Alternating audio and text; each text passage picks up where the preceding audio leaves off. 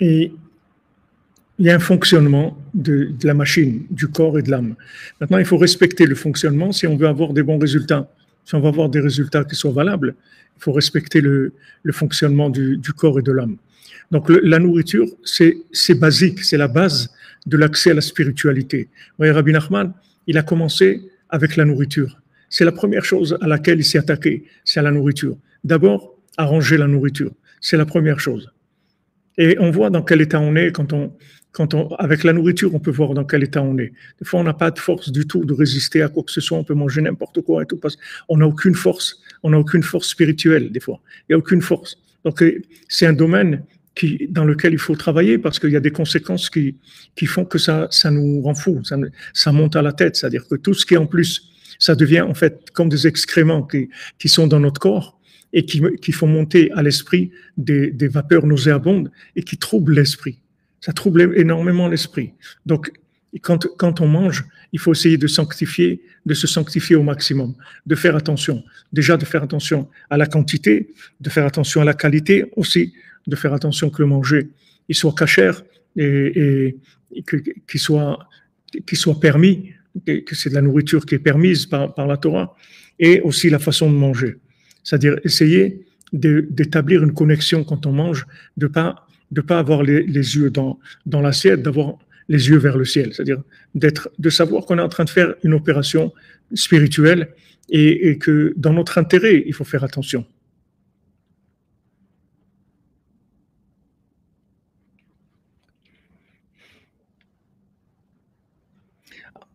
Alors maintenant, quand on n'arrive pas à opérer comme il le faut, donc il y a ces odeurs nauséabondes qui montent et qui troublent l'esprit. Parce que l'esprit, en fait, il est fait pour agir sur une nourriture normale, mais pas ce qui est en plus.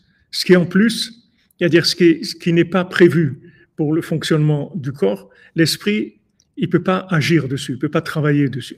Donc, du moment où l'esprit, il ne peut pas travailler, qu'est-ce que ça veut dire? Ça veut dire qu'il ne va pas arriver à éliminer ce qu'il doit éliminer. Et à ce moment-là, ça va créer des problèmes mentaux. C'est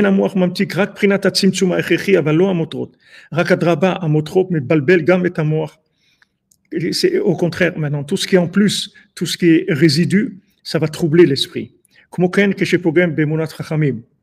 Alors maintenant, ce schéma-là de la nourriture, c'est exactement le même schéma dans la confiance dans les sages. Quand quelqu'un n'a pas confiance dans les sages, maintenant, la personne qui n'a pas confiance dans les sages, alors dans son corps même, il va se passer le même problème. C'est-à-dire, c'est-à-dire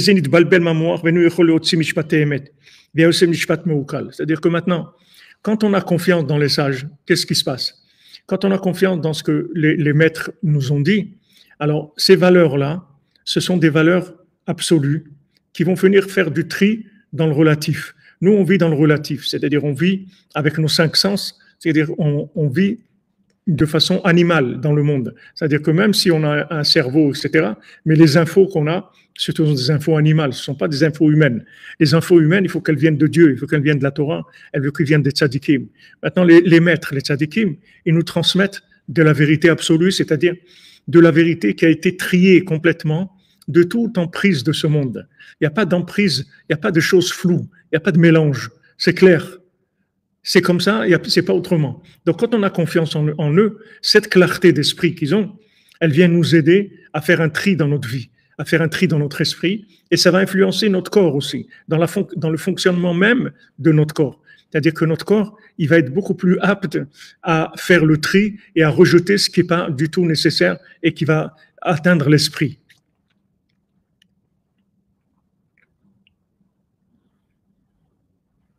Amen, amen. Il y a des prières sur la nourriture, bien sûr. Bien sûr, il y a des prières. Rabbi Nathan, il y a des prières dans le côté de Philot sur la nourriture.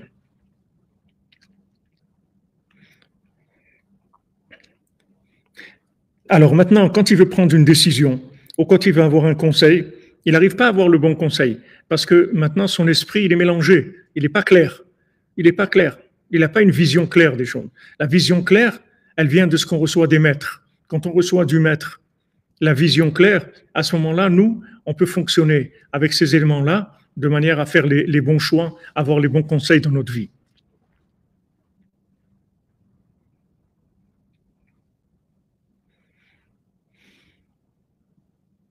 Parce que maintenant, son jugement, c'est-à-dire sa façon de voir les choses, qui vient de l'esprit, il est troublé et faussé par les odeurs nauséabondes qui sont montées à l'esprit. Et à ce moment-là, c'est sûr qu'il ne peut pas se diriger. Comment il va se diriger? C'est faux. Imaginez-vous que vous avez un Waze, il est faux. Il est fou, le Waze. Il a la tête qui a tourné, il a bu un petit peu. Imaginez-vous si vous avez un Waze qui a la tête qui est à l'envers, où il va vous emmener? Où il va vous emmener? Dans quelle direction il va vous emmener? Maintenant, notre esprit, c'est la même chose, c'est notre direction, c'est les choix qu'on fait dans notre vie. Comment on va faire des choix avec un esprit qui est complètement troublé, que ce soit des choix familiaux, des choix professionnels, des choix où habiter, les fréquentations, la communauté, les amis, le conjoint, les enfants, tout. Comment on va faire des choix? On a un esprit qui est complètement à l'envers. Comment on va pouvoir faire des choix?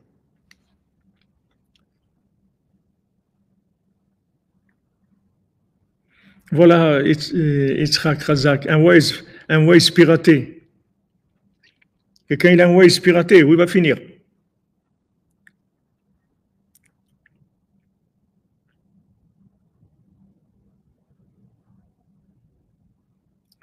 J'aimerais bien apprendre l'hébreu, vous apprendre l'hébreu, mais je ne peux pas tout faire. Qu'est-ce que ça veut dire? Il ne peut pas se diriger.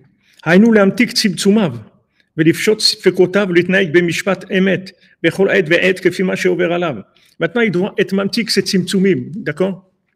Il doit être mamtik, c'est tzimtzumim. Par exemple, vous prenez le jeu des 7 erreurs. Alors, vous avez 2 dessins. Et maintenant, il y a un dessin qui est l'original. Il y a un autre, il y a des erreurs dedans. Il y a des erreurs par rapport à l'original. Maintenant, quand vous voyez les deux comme ça, vous ne vous rendez pas compte. Vous avez l'impression que l'autre, c'est une copie conforme du premier. Mais on vous dit, il y a des erreurs. Alors, vous cherchez. Si vous avez de la chance, de l'aide, vous allez trouver les erreurs. Dans la vie, c'est exactement la même chose. Maintenant, en nous, on a une partie qui est vraie et on a une partie qui est fausse, qui est faussée en fait par ce monde. On a une âme et on a un corps. Dans notre esprit, dans notre façon de voir les choses, c'est-à-dire dans notre dose de divinité qu'on a en nous, qui est la dose de vérité qu'on a en nous, cette dose de vérité qui est en nous, il faut qu'elle arrive à se manifester, à diriger. Maintenant, elle est plongée dans du mensonge qui vient de notre corps, qui vient de notre consommation.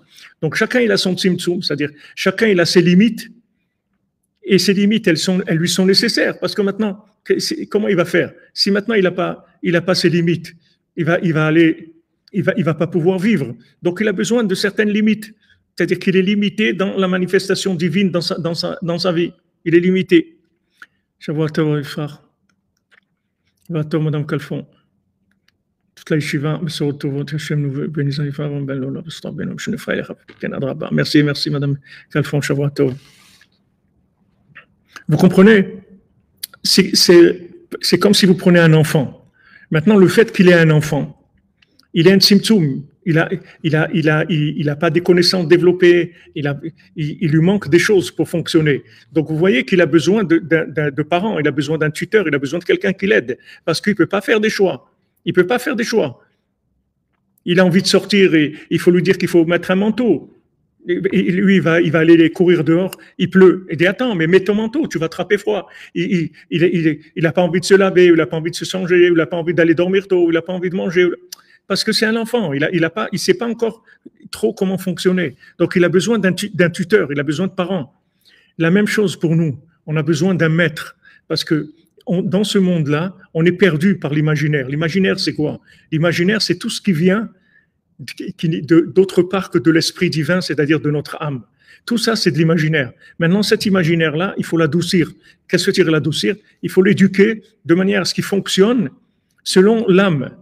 Il faut qu'il accepte le fonctionnement selon l'âme. L'âme, elle a besoin que tu ailles dormir tôt, par exemple.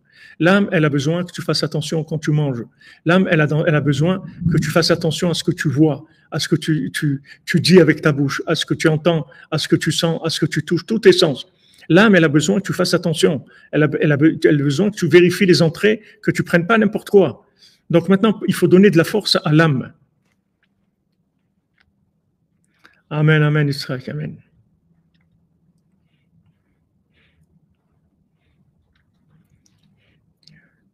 Il faut que tu donnes de la force à ton âme.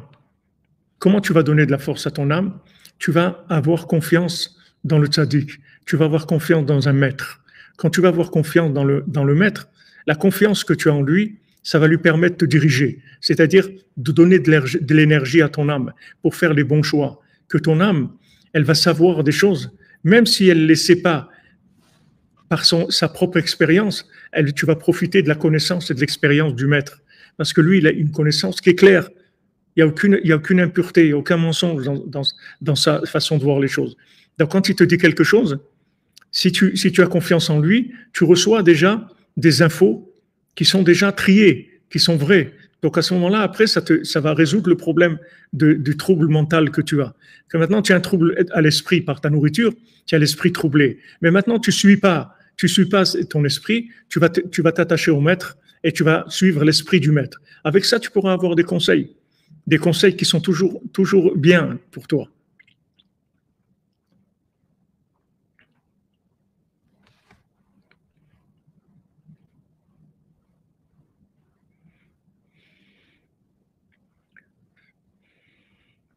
Chez Kolzot ou Prinat Atzimtsumim Shovrim ala Adam.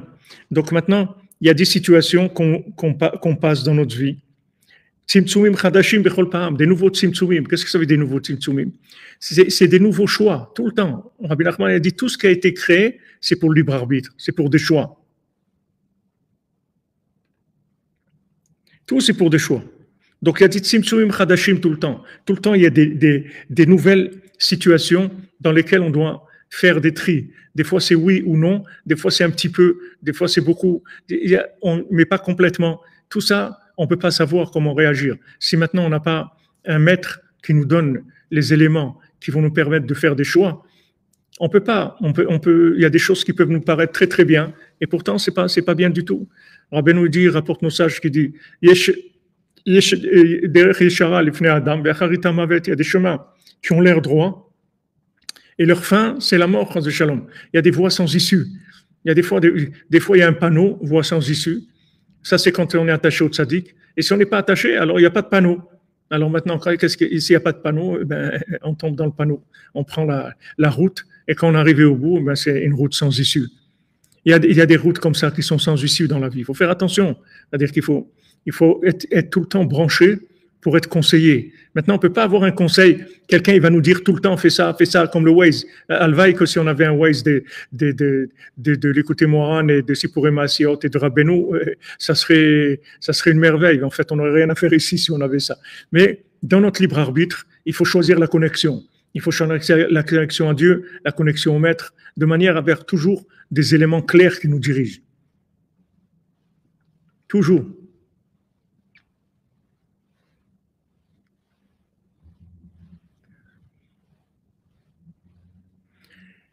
Vous voyez, la vie, c'est simple, mais seulement, il faut faire attention, c'est tout.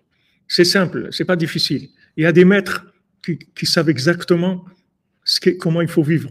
Ils donnent des conseils basiques, des conseils dans la racine. C'est pas qu'il va te donner un conseil maintenant, si tu dois acheter une voiture comme ça ou une voiture comme ça. Il va pas t'écrire dans son livre si tu dois acheter la voiture de couleur blanche ou de couleur bleue avec un moteur comme ça. Il va pas te dire ça clairement. Seulement, il va rentrer en toi de la vérité qui va te permettre de faire des choix. C'est ça qui est extraordinaire. Rabbeinu dit, j'ai rentré en vous beaucoup de vérité. L'attachement au maître, ça fait rentrer de la vérité. Ça donne comme un goût de vérité. Comme le vin hongrois. Rabbeinu dit, je vous ai fait goûter du vin hongrois. Il n'y a personne qui va vous dire, ça c'est du vin hongrois, parce que vous avez goûté le vin. La vérité, elle a un goût. La vérité, c'est une mélodie, c'est un goût. Maintenant, quand vous allez dans une situation, il y a des situations où vous allez trier tout de suite parce que ça n'a pas le goût de la vérité. Donc vous dites non, ça c'est pas bon. Mais comment tu sais? Je sais que c'est pas bon, c'est tout. Tu sais que c'est pas bon. Parce que ça n'a pas le goût, c'est pas la mélodie de la vérité. La vérité, elle a une mélodie. Quand on est branché sur le tzaddik, il y a une mélodie de la vérité. Comme si quelqu'un qui a l'oreille musicale, il entend. Il dit voilà, accorde ton accordéon, accorde ton appareil, parce qu'il ne marche pas. Il n'est pas accordé, ta guitare, elle n'est pas accordée. Parce qu'il a une oreille musicale. Il sent que ça ne va pas.